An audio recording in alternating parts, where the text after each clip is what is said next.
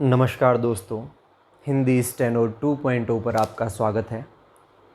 कल राखी का पावन पर्व है और भाई बहन के इस पवित्र त्यौहार की आपको हार्दिक शुभकामनाएं। मैं आशा करता हूं कि आप यह पर्व पूरे हर्षोल्लास के साथ मनाएंगे और कोरोना महामारी के इस दौर में भी सरकार के दिशा निर्देशों का पूरी ईमानदारी से पालन अवश्य करेंगे। साथ ही आपके साप्ताहिक टेस्ट के बारे में भी विचार किया जा रहा है, तो अगर आप चाहते हैं कि आपके लिए एक टेस्ट सीरीज़ लेकर आई जाए तो कमेंट करके बताएं। यदि 20-30 लोगों की भी टेस्ट के लिए सहमति बनती है, रुचि बनती है, तो आपके लिए सप्ताह में सोमवार और शनिवार 2 दिन टेस्ट के लिए निर्धारित किए जा सकते हैं। इसलिए कमेंट अवश्य करें और जिन्होंने चैनल सब्सक्राइब नहीं किया हुआ है वो सब्सक्राइब भी करें और अपने दोस्तों को भी बताएं, शेयर करें। तो डिक्टेशन शुरू होगी 5 सेकंड बाद।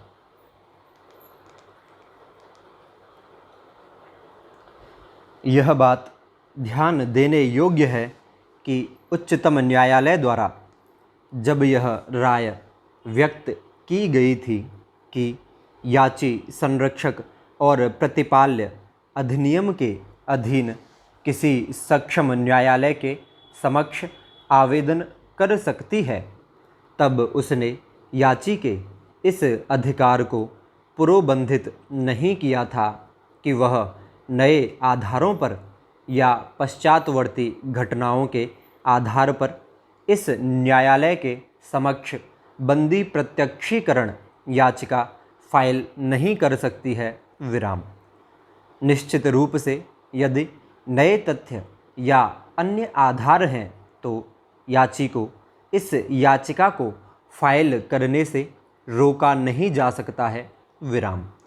जैसा कि ऊपर कथन किया गया है कि बंदी प्रत्यक्षीकरण याचिका को फाइल करने के लिए आधार है और ऐसे नए तथ्य भी हैं जिनका संबंध इस न्यायालय के पूर्व निर्णय के पश्चात याची के पति को दोष सिद्ध किया गया है। सुरेंद्र कौर बनाम हरबख्श सिंह वाले मामले में मुख्य न्यायाधीश चंद्रचूड़ ने यह और मत व्यक्त किया था कि यदि स्पष्ट रूप से यह दर्शित होता है कि याची विदेश में निवास करता है और वह भारत आता है तथा भारत के संविधान के अनुच्छेद 226 के अधीन आवेदन करता है और यदि उससे यह कहा जाए कि वह संरक्षक और प्रतिपाल्य अधिनियम के अधीन इस बाबत उपचार प्राप्त करे, तो यह ठीक नहीं होगा, क्योंकि इससे बहुत देर तक वह मुकदमेबाजी में फंसा रहेगा। माननीय न्यायाधीशों ने यह राय व्यक्त की थी कि ऐसे किसी व्यक्ति को भारत के संविधान के अनुच्छेद 226 के अधीन बंदी प्रत्यक्षीकरण याचिका के माध्यम से राहत दी जानी चाहिए, क्योंकि अधिकतर ऐसे मामलों में याची को अपने वीसा के निर्बंधनों के कारण या कुछ विवशताओं जैसे कि छुट्टी आदि के कारण उस देश को वापस लौटना होता है जहां पर निवास करती है।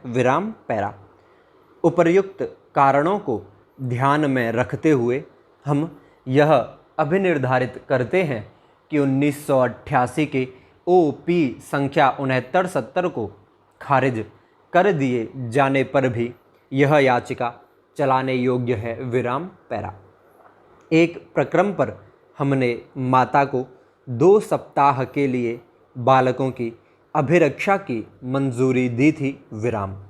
तारीख 23/6/1993 के हमारे आदेश द्वारा ऐसा किया गया था। हमने तारीख 7/7/1993 को दोबारा आदेश पारित करके एक और दिन के लिए याची को बालकों की अभिरक्षा दिए जाने की मंजूरी दी थी। उस आदेश के अनुसरण में याची तारीख 8/7/1993 को बालकों को न्यायालय के समक्ष लाई थी। उस दिन हमने विस्तृत रूप से तीनों बालकों के साथ उनके काउंसिल की उपस्थिति में लगभग 1 घंटा बातचीत की थी। विराम। सबसे बड़ा लड़का बेंजामिन, जो कि 10वीं कक्षा का विद्यार्थी है, वह हमारे समक्ष कई बार रो पड़ा था और उसने यह इच्छा व्यक्त की थी कि वह अमेरिका में अपनी माता के साथ जाने के बजाय भारत में ही रहना चाहता है। विराम। दूसरी बालिका बेलेसी मैरी, जो कि याची की पुत्री है तथा 6ठी कक्षा की विद्यार्थी है, और तीसरा बालक जो कि लड़का है जिसका नाम जस्टस है और जो 5वीं कक्षा का विद्यार्थी है, वे इस संबंध में कुछ निश्चित नहीं थे और ऐसा लगता था कि स्थायी रूप से वे अपने बड़े भाई बेंजामिन से प्रभावित थे। विराम। इसके पश्चात हमने यह उचित समझा था कि इन तीनों बालकों की अभिरक्षा उनकी याची माता को 3 और दिन के लिए अर्थात 8, 9, 10 और 11 तारीख तक दे दी जाए और उससे यह कहा था कि वह आज अर्थात तारीख 12/7/1993 को हमारे समक्ष चैम्बर में फिर से इकट्ठे हों। विराम पैरा। आज स्थिति यह है कि पुत्री बेलेसी मैरी और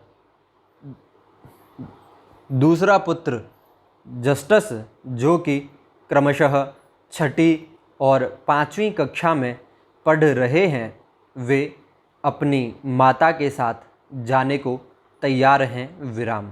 जहाँ तक सबसे बड़े लड़के का संबंध है, वह अपनी माता के साथ जाने का इच्छुक नहीं है। विराम पैरा। बालकों की इच्छाओं का विनिश्चय करने के पश्चात अब हम बच्चों के कल्याण के बारे में विचार करेंगे। विराम। स्थिति यह है कि बालकों का पिता अमेरिका में कारावास में है। विराम। वर्ष 1985 में भारत में इन बालकों की उनकी दादी की अभिरक्षा में छोड़ा गया था। विराम। बालकों की दादी की आयु 74 वर्ष की है और उसने इन बालकों को एक अलग स्थान में आवासीय विद्यालय में प्रवेश दिला दिया है। विराम। स्टॉप।